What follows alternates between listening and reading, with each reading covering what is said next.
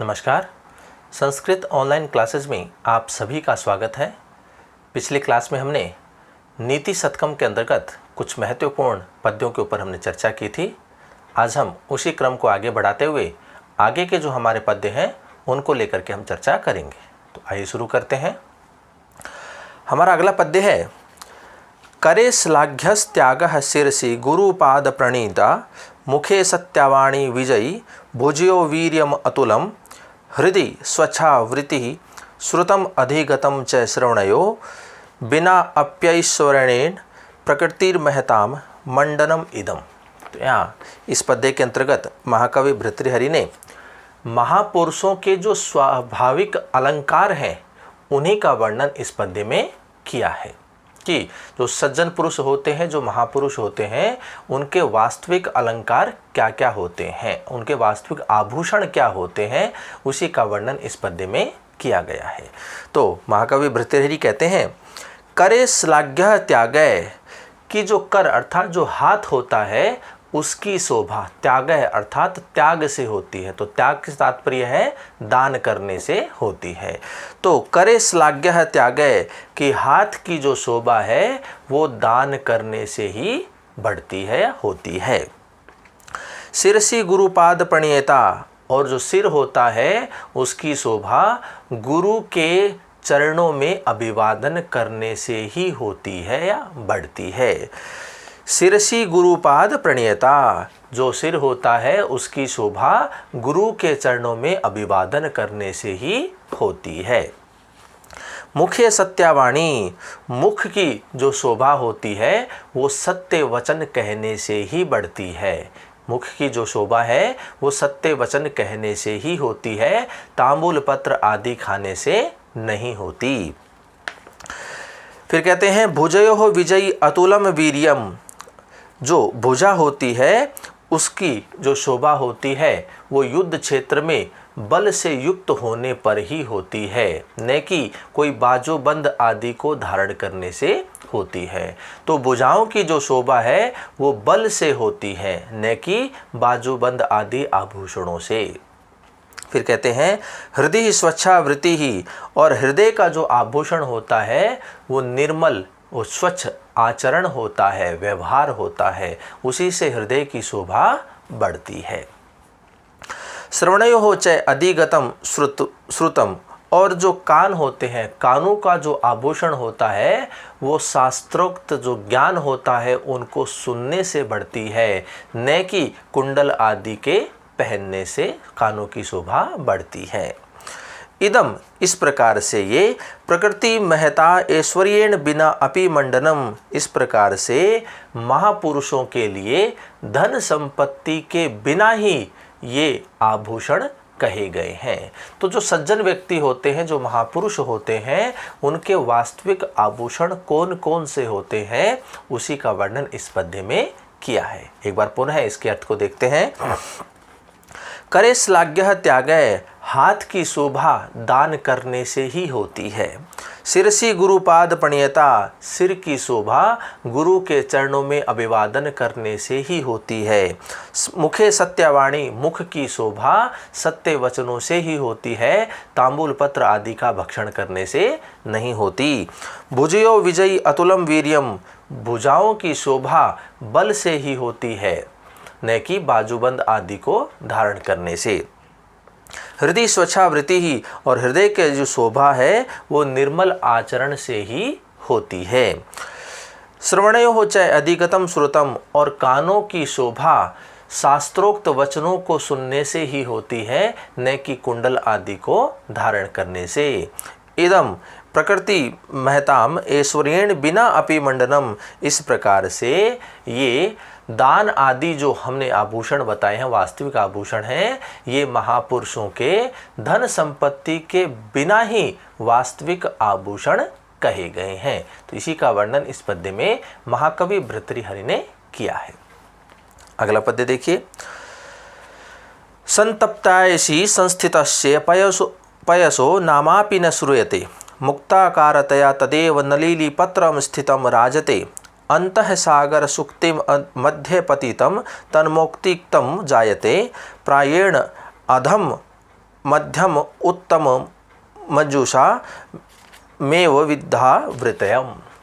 तो इस पद्य के अंतर्गत जो अधम व्यक्ति होते हैं, मध्यम व्यक्ति होते हैं और जो उत्तम व्यक्ति होते हैं, उनके आश्रय में रहने वाले जो लोग हैं, उनकी जो वृत्ति होती है, उनका जो आचरण होता है, व्यवहार होता है, स्वभाव होता है, उसी का वर्णन इस पद्य में किया गया है। तो यहाँ भर्तृहरि कहते हैं कि संतप्त्यासी संस्थितस्य पयसः नाम अपि न श्रूयते, कि अग्नि से तपे हुए लोहे के पिंड पर जल का या जल की जो बूंद होती है उसका नाम भी सुनाई नहीं देता। कि अग्नि से जो तपा हुआ जो लोहे का पिंड है उस पे जल की बूंद डालने पर जो जल की बूंद है वो तुरंत ही समाप्त हो जाती है, वह जल करके नष्ट हो जाती है। तो यहाँ कहा गया है कि अग्नि से तपे हुए लोहे के पिंड पर जल की बूंद डालने से उस जल का नाम भी सुनाई नहीं पड़ता है।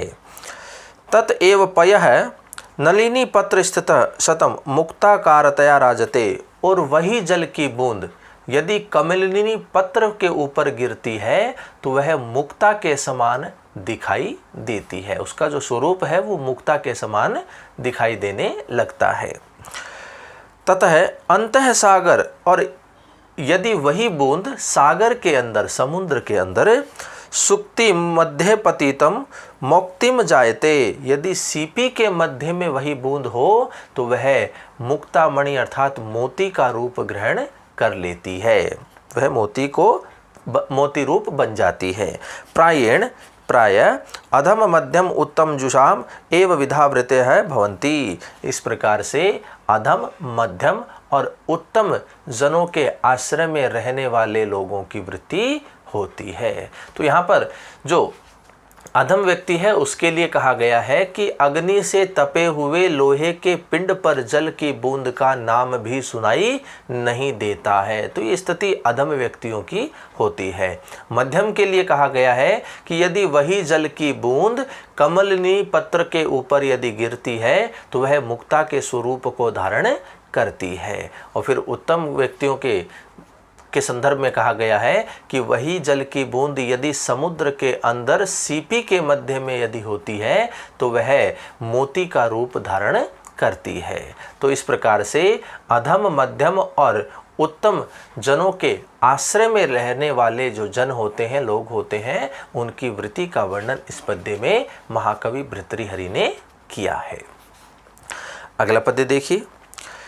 यह प्रीणेत सुचरितै पितरम स पुत्रो यद भर्तुरेव हितम इच्छति तत्कलत्रम तन्मित्रम आपदी सुखे च समक्रियम ये दैत्यत्रयम जगति पुण्यकृतो लभन्ते। तो इस पद्य के अंतर्गत महाकवि भर्तृहरि ने जो किए गए कर्म हैं उनसे मिलने वाले या प्राप्त होने वाले जो 3 प्रकार के लाभ होते हैं, उन 3 प्रकार के लाभों का वर्णन इस पद्य में किया गया है। जो व्यक्ति के कर्म होते हैं उस कर्म के आधार पर ही व्यक्ति को उसके फल की प्राप्ति होती है। तो यहाँ इस पद्य में महाकवि भर्तृहरि ने व्यक्ति के जो पुण्य कर्म हैं उनसे 3 प्रकार के लाभ के बारे में इसमें बताया है। तो वो 3 प्रकार के लाभ कौन कौन से हैं उसी के लिए देखते हैं कि यह अर्थात जो पितरम अपने पिता को सुचरितई अर्थात अपने अच्छे आचरण से, सदाचरणों से प्रीणेत प्रसन्न करता है या संतुष्ट करता है, स पुत्र वह पुत्र है। जो व्यक्ति अपने पिता को अपने सदाचरणों के द्वारा या अच्छे आचरण के द्वारा संतुष्ट करता है, प्रसन्न करता है, वह पुत्र है। फिर कहते हैं यद भर्तुः हितम इच्छति, जो अपने पति की सदैव हित की कामना करती है, कल्याण की ही कामना करती है, तद एव कलत्रम, तो वह पत्नी है। यद आपति सुखे च समक्रियम, और जो आपत्ति में और सुख में समान रूप से व्यवहार करता है, तत् मित्रम, वह मित्र है। तो 3 लाभ कौन कौन से हुए? पुत्र, पत्नी और मित्र की बात यहाँ पर की गई है। फिर कहते हैं एतत् त्रयः जगति पुण्यकृतः लभन्ते, इस संसार में पुण्यशाली अर्थात जो भाग्यशाली होते हैं वही इन तीनों की प्राप्ति करता है। ये जो 3 लाभ बताए हैं वो 3 लाभ ऐसे पुण्यशाली व्यक्ति को ही प्राप्त होते हैं। जो भाग्यशाली होते हैं, पुण्यशाली लोग होते हैं, उन्हीं को उनके द्वारा किए गए कर्मों से इन 3 लाभों की प्राप्ति होती है। तो एक बार पुनः देखते हैं इसके अर्थ को कि यह पितरम सुचरितई प्रणेत से पुत्र है, जो अपने पिता को अपने सदाचरणों के द्वारा, अपने अच्छे व्यवहार आचरण के द्वारा प्रसन्न करता है, संतुष्ट करता है, सह पुत्र है, वह पुत्र है। यद भर्तु हितम इच्छति, जो अपने पति के कल्याण के लिए, हित के लिए ही कामना करती है, तद एव कलत्रम, तो वह पत्नी है। यद आपत्ति सुखे च समक्रियम, और जो आपत्ति में और सुख में समान रूप से व्यवहार करता है, तत् मित्रम, तो वह मित्र है। एतत्त्रयम् जगति पुण्य कृतः लभन्ते, इस प्रकार से इस संसार में पुण्यशाली व्यक्ति ही या जो भाग्यशाली व्यक्ति ही है जो इन तीनों लाभों को प्राप्त करता है। तो इस प्रकार से इस पद्य में पुण्य कर्मों के द्वारा जो 3 प्रकार के लाभ बताए गए हैं उसी का वर्णन इस पद्य में किया गया है। अगला पद्य देखिए। एको देवः केशवो वा शिवो वा हेकम मित्र भूपतिर्वा यतिर्वा एको वासः पत्तने वा वने वा एका नारी सुंदरी वा दरी वा। तो यहाँ एकाश्रय के बारे में ही कहा गया है। कवि ने एकाश्रय को ही कल्याणकारी बताया है। तो उसी के संदर्भ में इस पद्य में कहा, महाकवि भर्तृहरि कहते हैं कि अस्मिन् संसारे, इस संसार में एक देव, एक ही देव को अर्थात एक ही इष्ट देव होना चाहिए। कहते हैं केशव वा शिव वा, या तो भगवान विष्णु या फिर भगवान शंकर। तो इस संसार में व्यक्ति का एक ही इष्ट देव होना चाहिए या एक ही इष्ट देव मानना चाहिए, बनाना चाहिए, चाहे वह विष्णु हो चाहे वह भगवान शिव हो। फिर कहते हैं ही एक मित्रम भूपति वा यति वा, एक ही मित्र होना चाहिए, चाहे वह राजा हो चाहे वह यति अर्थात योगी हो। एक है वास है पत्तने वा वने वा, एक ही आश्रय होना चाहिए, वास होना चाहिए, चाहे वह नगर हो चाहे वह वन हो। एका नारी सुंदरी वा दरी वा, एक ही नारी होनी चाहिए, चाहे वह सुंदर हो चाहे वह सुंदर न हो। तो यहाँ एक आश्रय को ही कल्याणकारी बताया गया है। तो यहाँ महाकवि भर्तृहरि कहते हैं कि अस्मिन् संसारे, इस संसार में एक देव, एक ही देव होना चाहिए या एक ही इष्ट देव होना चाहिए। केशव वा शिव वा, भगवान विष्णु अथवा भगवान शिव। ही एकम मित्रम भूपति वा यति वा, एक ही मित्र होना चाहिए, चाहे वह राजा हो चाहे वह योगी हो। एक है वास है पत्तने वा वने वा, एक ही वास होना चाहिए, एक ही निवास स्थान होना चाहिए, चाहे वह नगर हो चाहे वह वन हो। एका नारी सुंदरी वा दरी वा, एक ही नारी होनी चाहिए, चाहे वह सुंदर हो चाहे वह सुंदर ना हो। इस प्रकार से एक आश्रय को ही कल्याणकारी बताया गया है। अगला पद्य देखिए। भवन्ति नम्रास्तरवः फलोदगमे नवाम्भूभिर् दूरविलम्बिनो घनः अनुद्धतः सत्पुरुषः समृद्धिभिः स्वभाव एवेश परोपकारेणाम।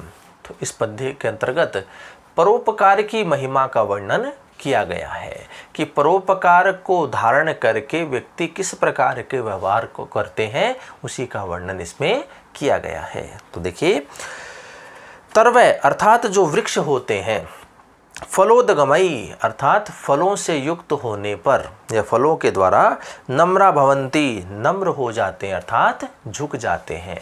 जो वृक्ष होते हैं फलों से युक्त होने पर, पुष्पों से युक्त होने पर वो नम्र हो जाते हैं अर्थात नीचे की ओर झुक जाते हैं। घना नवाम्बुभिः दुर्विलंबिनः भवन्ति, और घन अर्थात जो बादल होते हैं नवीन जल से युक्त होने पर दूर तक नीचे की ओर झुक जाते हैं। सत्पुरुषः समृद्धिभिः अनुद्धतः, और सत्पुरुष जो होते हैं समृद्धि आने पर विनम्र हो जाते हैं। ऐसा इस प्रकार से यह परोपकारिणा स्वभाव एव, इस प्रकार से यह परोपकार करने वालों का स्वभाव ही होता है, उनकी प्रकृति ही ऐसी होती है। तो यहाँ जो वृक्ष होते हैं फल एवं फूलों के आने पर नम्र हो जाते हैं, नीचे की ओर झुक जाते हैं। जो बादल होते हैं नवीन जल से युक्त होने पर वो दूर तक नीचे की ओर झुक जाते हैं, अर्थात वर्षा करना प्रारंभ कर देते हैं। और जो सत्पुरुष होते हैं वो समृद्धि से युक्त होने पर वो अधिक विनम्र हो जाते हैं। इस प्रकार से ये जो स्वभाव है ये परोपकार की वजह से ही होता है, अर्थात परोपकार करने वाले लोगों में ऐसा स्वभाव होता है, उनकी प्रकृति ही ऐसी होती है। तो इसी का वर्णन इस पद्य में महाकवि भर्तृहरि ने किया है। अगला पद्य देखिए। श्रोत्रम श्रुतेनेव न कुंडनेन दानेन पाणिर्न तु कंकणेन विभाति कायः करुणाकुलानाम परोपकारैर्न तु चंदनेन।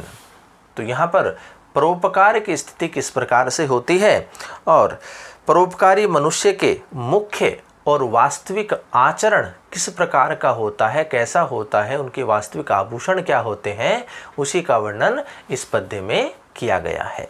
तो यहाँ महाकवि भर्तृहरि कहते हैं कि करुणाकुलानाम अर्थात करुण हृदय लोगों के, जिनका हृदय करुण के भाव से भरा होता है, तो करुण हृदय लोगों के श्रोतम अर्थात कानों की, श्रुतेन एव न कुंडनेन विभाति अर्थात कानों की जो शोभा होती है वो शास्त्रों के सुनने से होती है, न कि कुंडल आदि को धारण करने से। करुण से युक्त हृदय वालों के कानों की शोभा शास्त्रों को सुनने से उनकी शोभा बढ़ती है, न कि कुंडल आदि को धारण करने से। पाणी दानेन विभाति न तो कंगणेन, और जो पाणी अर्थात जो हाथ की शोभा है वो दान करने से होती है, न कि सोने के कंगन आदि को पहनने से। कायः परोपकारै विभाति न तो चंदनेन विभाति, और शरीर की जो शोभा है वो परोपकार के कार्य करने से बढ़ती है, न कि चंदन आदि का लेप करने से। तो यहाँ पर जो परोपकार मनुष्य के मुख्य और वास्तविक आचरण क्या होते हैं उसी का वर्णन इसमें किया है। तो एक बार पुनः देखिए। करुणा कुलानाम अर्थात करुण हृदय लोगों के श्रोतम श्रुतेन एव न कुंडलेन विभाति, कि कानों की शोभा शास्त्रोक्त वचनों को सुनने से बढ़ती है, न कि कुंडल आदि को धारण करने से।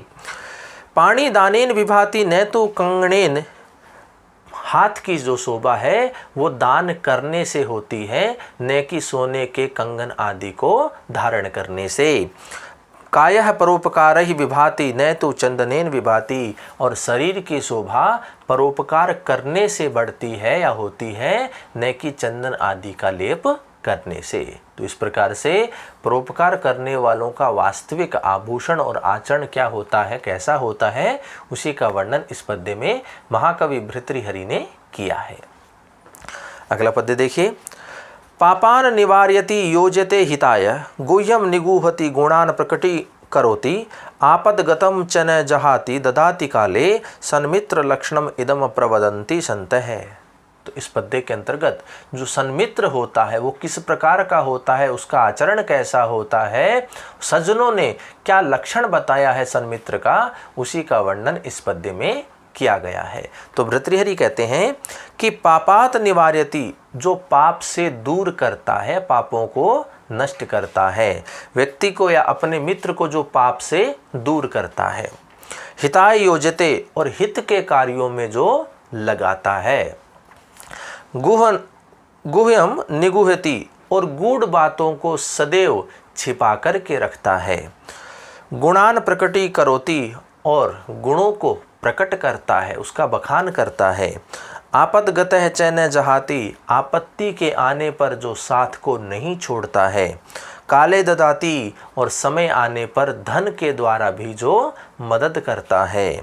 संतः, सज्जनों ने इदम, यह सन्मित्र लक्षणम प्रवदन्ति, सन्मित्र के लक्षण को बताया है कि सन्मित्र का लक्षण क्या होता है, अच्छा मित्र कैसा होता है, उसके लक्षण क्या क्या होते हैं, उसी को यहाँ बताया गया है। तो कहते हैं कि पापात निवार्यति, कि पाप से दूर करता है, पाप को दूर करता है। हिताय योजते, हित के कार्यों में लगाता है। गुह्यम निगूहति, गूढ़ बातों को छिपा करके रखता है, उसको प्रकट नहीं करता है। गुणान प्रकटीकरोति, गुणों को प्रकट करता है अर्थात उसका बखान करता है। आपदगतम च न जहाति, आपत्ति आने पर जो साथ नहीं छोड़ता है।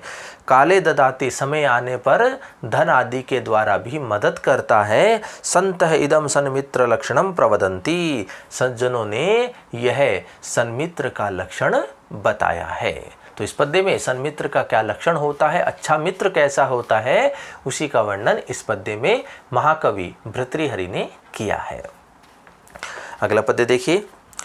पद्माकरम दिनकरो विकची करोति, चंद्रो विकाशयति केरव चक्रवालम, नाभ्यर्थितो जलधोरपि जलम ददाति, संतः स्वयं परहितेषु कृताभियोगः।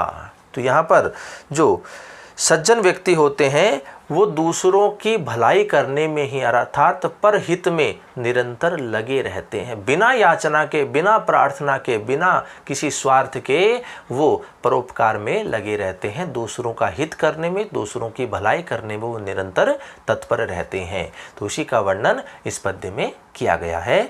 तो महाकवि भर्तृहरि कहते हैं कि न अभ्यर्थित, अर्थात बिना याचना के ही, बिना प्रार्थना के ही, दिनकर अर्थात जो सूर्य होता है, पद्मा कर्म विकची करोति अर्थात जो कमल का समूह होता है, कमल के जो पुष्प होते हैं उनको खिला देता है। तो यहाँ पर जो कमल का फूल है वो सूर्य से याचना नहीं करता, वो उनसे मांगता नहीं है, प्रार्थना नहीं करता कि उसे वह प्रफुल्लित करे, खिलाए। तो यहाँ सूर्य जो है बिना याचना के ही, बिना प्रार्थना के ही कमल के समूह को खिला देता है। चंद्र है केरव चक्रवाल विकासति, और बिना याचना के ही, बिना प्रार्थना के ही जो चंद्रमा होता है वो कुमुद पुष्पों के समूह को खिला देता है, जो कि रात्रि में खिलता है। तो कुमुद पुष्पों को चंद्रमा बिना याचना के, बिना प्रार्थना के ही उनको प्रफुल्लित कर देता है, खिला देता है। नाभ्यर्थित है जलधर अपि जलम ददाति, और बिना याचना के ही जलधर अर्थात जो बादल होते हैं वो जलम ददाति, जल को देते हैं। वहाँ पर कोई व्यक्ति उनसे प्रार्थना नहीं करता, पृथ्वी उससे याचना नहीं करती कि वह उसे जल प्रदान करे। बिना याचना के ही, बिना प्रार्थना के ही जो बादल हैं वो जल देते हैं, वर्षा करते हैं। ही संतः स्वयं परहितेषु कृताभियोगः भवन्ति। इसी प्रकार से जो सज्जन लोग होते हैं वो अपने आप ही दूसरों की भलाई में लगे रहते हैं, वो दूसरों की याचना या प्रार्थना से ही किसी की भलाई नहीं करते हैं। जो परोपकारी होते हैं वो बिना याचना के ही दूसरों के हित के लिए उनके कार्यों में लगे रहते हैं। तो परोपकारी व्यक्ति परहित में लगे रहते हैं, उनके दूसरों की भलाई के कार्यों में ही लगे रहते हैं। इसी का वर्णन इस पद्य में महाकवि भर्तृहरि ने किया है। अगला पद्य देखिए।